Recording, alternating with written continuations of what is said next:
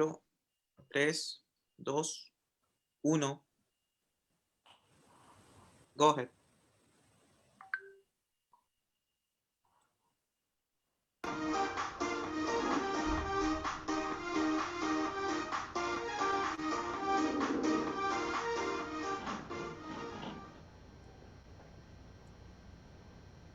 Hello and good morning. Good morning, everyone, or good afternoon over there in England. Thank you for being here at the Virtual Book Fair UK.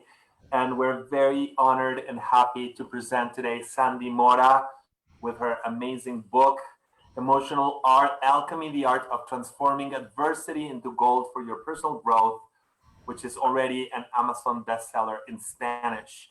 Today is the launch, and I want to give you a little bit of an idea of Sandy's background. Welcome, Sandy. I'm going to speak a little bit about you so everybody gets to know you, and then begin with the questions in our beautiful conversation. So Sandy is a teacher in development of human potential and has a bachelor's degree in communication sciences. For 20 years, she was in the corporate world in the areas of marketing and publicity for international enterprises. And yet, she faced a series of major life-changing challenges, such as breast cancer, 2 times divorce, and the need for a kidney transplant of one of her children. This actually led her to a major shift in perception and helped her find sense and the main purpose of her life. She then became a mentor to those groups, enterprises, and individuals who wish to connect to their highest potential and growth, focusing especially on issues such as resilience and transformation in the face of inevitable change. She is a host to her personal podcast, which translates to the Lemonade Club, inspired on the saying, if you have a lemon, make a lemonade. And today we're celebrating her book launch. Welcome, Sandy. How are you today? Thank you, Alex. Fine. Thanks for that presentation. Well, it's been quite the journey of transformation. And from what we can read on your book, I was just, like my heart was wrenching with everything that you so openly and so generously describe as your personal journey. I think that not everybody dares to share so much vulnerability, especially from the background that you describe. You describe yourself as a very different type of person with very different types of behaviors than who you are, the beautiful person that you are today. More you than ever, but we'd love to hear how it is that you came about this transformation, because this is part of the journey with your book. Yes? Yes, it is, Alex. Thank you very much. As you were saying, yes, I was like a very structured, sort of control freak kind of person, very rational. Everything was up here in my mind. And suddenly life decided that it was time for me to change and learn some lessons. So the last 13 years have been quite a ride with a lot of personal challenges. And each of those challenges has taught me something different. But I could tell that my main learning was acceptance, to let go of control, and to live in a state of constant gratitude, no matter what's going on around me. And that journey has led me to change my career. I was a marketing executive in a fast-moving consumer goods company. And well, I decided to study a master's in human potential development, as you were saying. And I've come to realize, or I've decided that my purpose in life and that the meaning that I decide to give to all the things that have happened in my life is to be able to help and to accompany people that are having a hard time dealing with change, dealing with challenging circumstances, with adversity, and to help them tap into their strength, find their own light, turn on their internal GPS in order to navigate those waters of uncertainty and arrive to a safe harbor, transformed, stronger, wiser, And that's why the name of the book is Emotional Alchemy. You transform these afflictive emotions to goals for your personal growth. And I've learned that any adversity, you can name whatever you want, has the potential to turn you into a better person and to help you, evolve to your next level. So that's the main idea behind this book, to share tools that work and to be like a guidebook in that journey. Yeah, it's an amazing book, honestly, because I read page after page after page, and there's so much generosity, and you offer so many different tools to lead a person step by step. It's a step by step guide that is not only limited to actions. There's so much richness in it. And one of the things that I loved also is that how you can speak with so much, sometimes humor. You use humor. You use the wisdom of the ages. There's a lot of quotes in there that create the impact. For example, remind me of the Shakespeare one about the frog or the Toad, the toad. Yes. diversity is like a jewel in the toad's forehead. It's it seems awful or ugly, but it is a very rich and beautiful thing. And that's another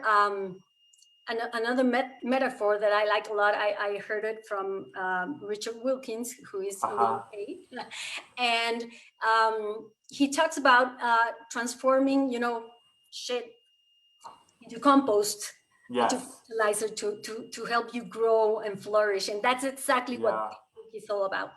You reminded me of a quote that I read from an author called Leo Buscaglia, but I'm talking 20 years ago or more, and he said, if it weren't for the poop, I wouldn't have found the rose, Exactly. It's like, that's the idea. This is how we fertilize the ground. And there's so many, there's quotes from others, but there's also so many quotable so much quotable you. I was actually wanting to share some of those with those hearing us, but my Kindle reader, today she decided that she needed batteries. So I didn't have time to, I was ready with it. But speaking of adversity, we make it, we make it a fun challenge and a learning experience to be here today, even starting a little bit late today. But so I have a very particular question for you, and then we continue with a conversation. There's a lot of people that if they hear these kinds of stories, and especially now that we've been through the COVID and the lockdowns and all that's going on, and there's been real death and real sickness, a lot of people go like, poor this and poor that. What would you say to the people, not who are experiencing the challenge, but are witnesses to somebody else's challenge? What would be the best attitude for them when they're helping somebody deal with a very strong challenge? Because people go like, oh, poor Jenny, poor Thomas, poor David, poor whoever, poor, poor, poor. What would you tell them? Well, to people who are trying to help, don't see people as victims. I mean, we all have this radical responsibility, and we are all capable of doing things. If you see someone as a victim that has nothing to do and is powerless, you are like giving that energy to that person, and the way you're going to approach the help is very different. So I would invite you to hold the space for the emotion that has to emerge. Obviously, it's normal, it's perfectly normal. And that's another learning I had, that, like handling emotions in my head wasn't efficient enough. I think that's why I got sick.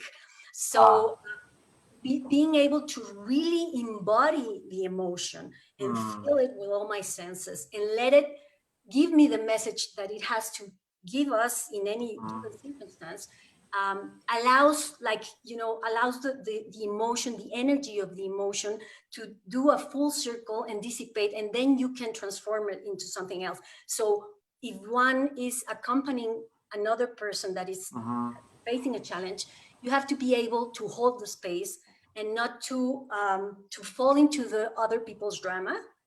Be compassionate enough hold the space, and transmit the trust and the confidence that that person has a potential, and everything will fall into place. And then if you're the one who's suffering right now, allow yourself to be human, give yourself permission to be human, and then manage these emotions. It's important not to control them, but to manage them. And there's a difference there. And then you can transform. So you have to go through the grieving process. It's normal, it's needed, necessary. And then you can, approach things with humor and use the other ingredients that I mentioned in the formula of emotional alchemy. Yeah, could you mention those ingredients?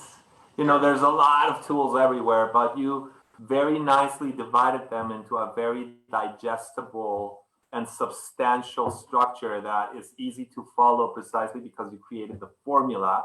So probably it would be very enticing for everyone to hear a little bit of, it's not about what's all in there, but the formula helps to make it very digestible, not like a recipe, but like a myriad of opportunities for solution. You give so many different solutions. Yes. Yeah. I mean, the possibilities are infinite, and you decide, and that's a good news. You get to decide. So in the formula, I talk about 5 main ingredients or main things that have to be present, that I learned throughout all my hardships, but also through reading and studying and working with people. And those are decision.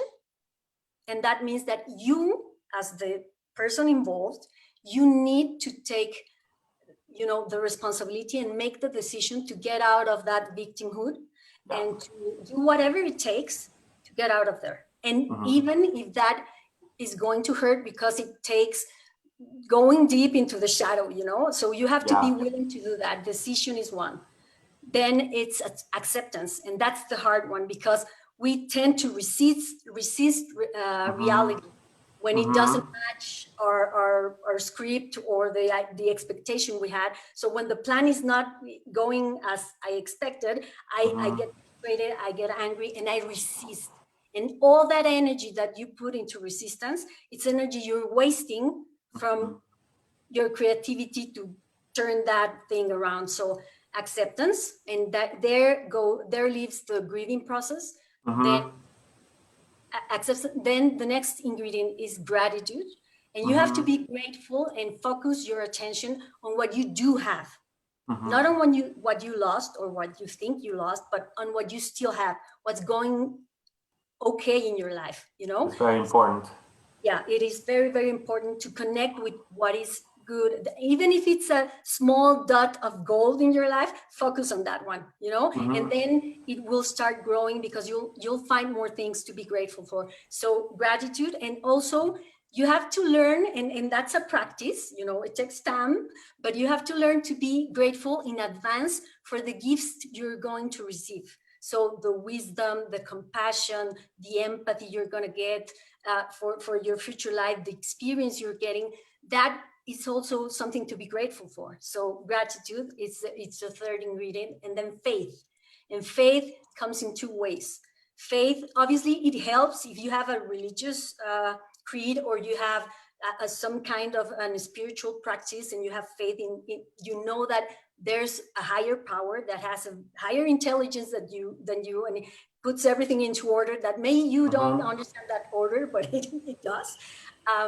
And also have faith in you, self-confidence, faith in that you are powerful enough to turn this thing around, that you're going to that this is temporary, that this doesn't define you and the rest of your life. So that's very, very important. So it's acceptance multiplied by, decision multiplied by acceptance plus gratitude plus faith, and then elevated to the power of love. And it could be redundant, maybe it sounds redundant, but if you connect with the opposed energy of love, which is fear, then none of the ingredients is present, because you're in resistance, you're blaming, you're complaining, you're angry, so none of the previous ingredients can happen if you're in fear. So you need to connect with the energy of love in order for all the ingredients to be really there, present for you to work with them. So the idea is to give tools and some ideas. It's not, I mean, it's not everything that it exists. There are some ideas there that I have proven myself, and that I know there are studies that most of them work, and then some are like from ancient traditions, you know. So you can choose and pick whatever you think works for you and try it. I mean, life is a process of trial and error. So don't blame yourself if it doesn't work the first time. I mean, this is a process. We're in a continuous improvement process. You're never there. You're working towards that. And you can try the tools and see what works for you. But the idea is that you try them, because a lot of people complain, then get a book, read it, or one or two or 1,000 books, or take courses, you know, but never put things into work. So action is really, really, really important. And that's, I didn't put the formula, but I have a chapter for that, because now moving into action and turning around things and deciding what you're going to do with this is very, very important. Yeah, it's really interesting because there's shifts in at every level. You know, I was thinking, for example, the work of Elizabeth Kubler-Ross, and you mentioned some of that in your book associated to the 5 stages of grief. You mentioned the grief, and I feel that this tool that you bring for 2020, 2021 is so powerful, because it's not only about understanding. You will go through these stages, you know, and just wait for each one to happen. You know, there was even a Mexican movie that, in a very humorous way, dealt with those stages and study it. And, you know, there's some movies that have already used this kind of tool to go like, you're going to go through, you know, denial, and then the sadness, and then negotiation, blah, blah, blah. But here, what you're giving is a whole background where people go like, no, you don't have to just, you know, go through the stages. You have to be active in those stages and see what benefits you, and then give maintenance after the crises are over. It's not like, oh, thank God it's over, and now I'm going to go back to my old life. You can never go back to the old life. Never. Exactly. That's alchemy. That's very important. It's not only plain resilience, which means that you know you go through a hard experience and then you go back to where you were. You can never go back to where you were after a hardship, you know. It has to make it either, and you decide, either it takes you down, or it makes you stronger, it makes you a better person, a more conscious person. So you have to leverage on it and see it as that step towards your greater being. I mean, it's part of your spiritual journey also, not only the personal growth, but the spiritual growth. So it is very, very important. And that's something that exactly, I don't want it to be just resilience. It's like, it's more than that. It's alchemy. It's transforming. It's transforming something dense into something much more valuable. Yeah, and get ready for the new normal. For example, now that we've been locked down, COVID, you know, we can't help but think, because a lot of people are saying, I already want to go back to normal. I want my normal life back. There's no normal, not that kind of normal, because we've changed, we've evolved. We cannot stay also in the neurosis of the here and now moment, thinking that things are not going to get better, or they're not going to change, or they are going to change for the worst. I think that there's a very responsible attitude that must be faced, and the more tools we have, and this book is a tool. I won't say the tool, but it's part of the inventory of all the tools that are being brought forth, especially in this book fair. We have so many friends and so many guests giving, you know, their all, and this book is extremely, extremely powerful in the process that it offers. And also, what would you say, speaking of, about giving maintenance after the crisis is over? What works for you, Sandy? And what do you think would work for other people? Once the crisis is over, how do you give maintenance to well-being? I think it's not just like a tool for the moment. It's a tool for life, for everyday life. Yes. So you can apply it in small little things every day. And when you do that, you become more expert, so to speak, to be able to do this in a better and more efficient way. So when something really big comes again in your life, because I mean, life is a roller coaster and things will happen and change is it's happening always. It never stops. So whenever another hard or big thing comes into your life, you're gonna be more prepared and you're gonna be ready to like turn, how we say in Mexico, turn the tortilla around. Or turn the page here. Turn the You could page, say turn the exactly. page. Yeah.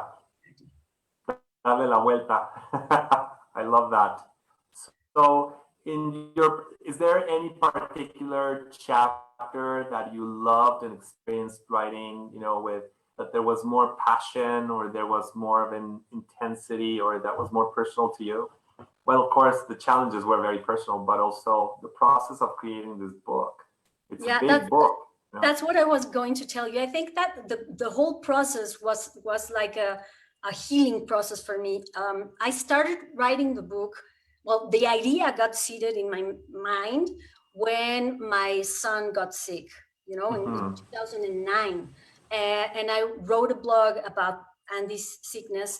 And then a lot of people told me, hey, you should write a book. And it like the seed was planted, but nothing happened.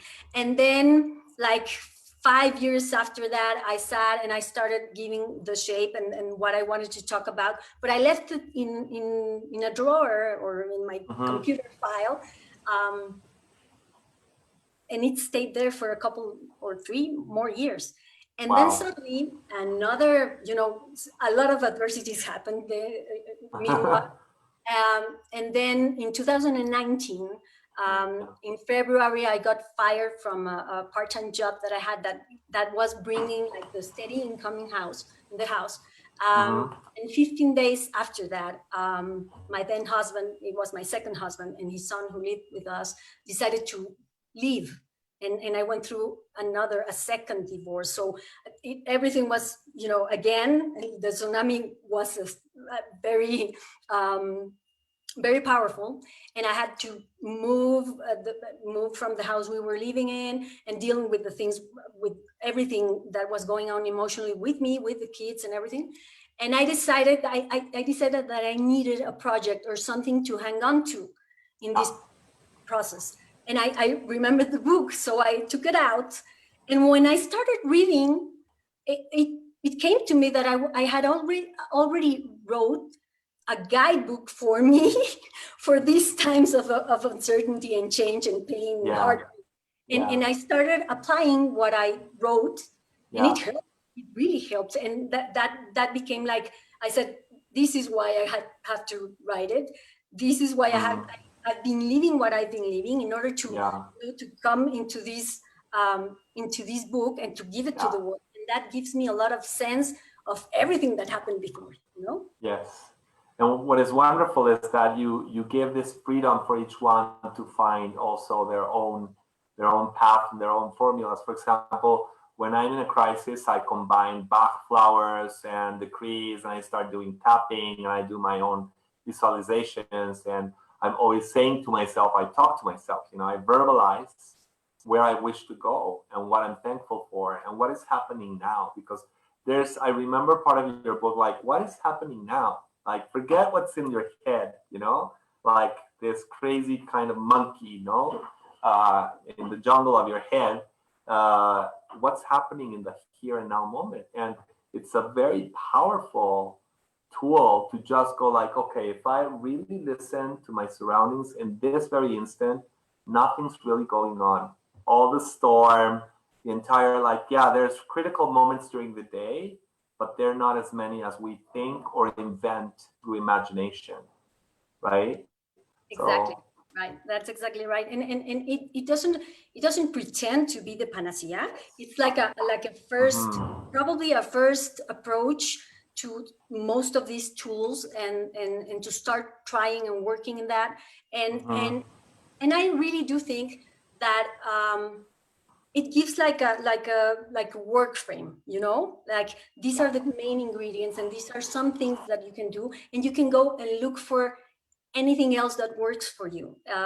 But I think it is a very good like first step in that journey. So I really obviously highly recommend it. Of course. Would you say that self-acceptance is one of the main roads to resilience? Oh yeah. Oh yes. I think that if you don't accept, self-acceptance has to do with what's happening inside of me. You know, Yeah, it's not only my body or my looks, of it's course. what happens inside my internal life. And if I Hmm. don't accept my vulnerability, my emotions, you know, I will hardly accept what's happening outside. So yes, it is very, very important in accepting the situation. First, accepting what I'm feeling, Hmm. accepting what I'm thinking, you know, and Hmm. accepting that I have this crazy monkey that we all have, and Hmm. like to disassociate from it, and you know, taking a step back and saying, okay, that's the crazy monkey, that you know, the caveman that I have in my head, but Right. that's not me, you know. But yes, you have to accept that and be compassionate with yourself and give yourself, as I was saying, permission to be human, in order to be able to walk this path. Because if you don't do that, you're going to be stagnant, and you're going to stay and probably get depressed. Hmm. Hmm. So I came up with a question just now. This is a question from my heart. It would be lovely to hear if you have an interesting story to share about somebody reading the book and sharing with you something in particular that changed their life and the course of their lives.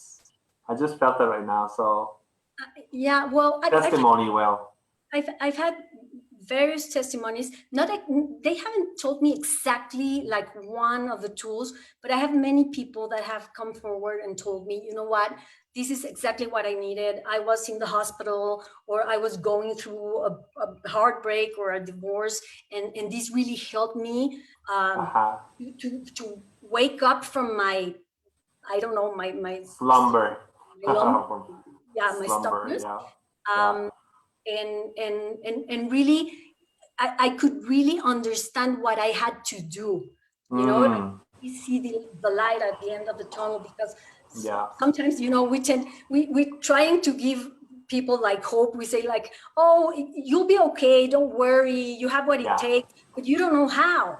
and of and course, and what people has told me is that this showed them how, in a very yes, simple, clear, and specific way. So that was yes. very helpful for them, and I'm very thankful to be able to contribute with that point of view that can help other people. That's wonderful, Sandy. So we're running out of time, and today we have to know, where can we find Sandy? Where can we find your book? It's a bestseller in Spanish now, and today's your launch in English. So I'm wishing you great success in this Thank you so much. English version. Everybody get the book, and tell us where. Where can we find it? Well, the book right now, if you go to Amazon, I'm pretty sure we're going to share in the comments all the links. Yeah, the Um, links. if you go to Amazon right now, you're going to find it for free. It's going to be for free for a couple of hours, to celebrate the Wow. launch. So please go, download it and share it with as many people as you want, and as you think can be benefited from it. And then, well, you'll find it there. The soft cover version will be available from about a week from now. And you can find me at en.sandy with y /mora.com. That's my webpage. And you can also find me in Facebook, in Instagram. I'm Sandy Mora .emotional alchemy. Uh-huh. And I'll be glad to hear from you. And if I can help in any way, please contact me. So thank you, Sandy, for this wonderful interview. You've shared a lot of super valuable information with everyone. And I'm just absolutely certain this book will be an incredible international success. Thank you so much. And thanks to everyone that I'm going to answer the comments later, but thank you for connecting to this live. Thank you. Thank you, everyone. Thanks, Thank Alex. you. Mario, thank you for helping us today with the technical And thanks, side of Monica, things. Monica Garcia And Diego, thank you, Monica. just for all the Okay. help. Thank you, Sandy. Bye. Bye. Thanks. Thank you so much, Sandy, for this presentation. Thank you, Alex, for guide the presentation. And remember that the virtual book fair of the United Kingdom continue, and please stay online. Thank you and goodbye.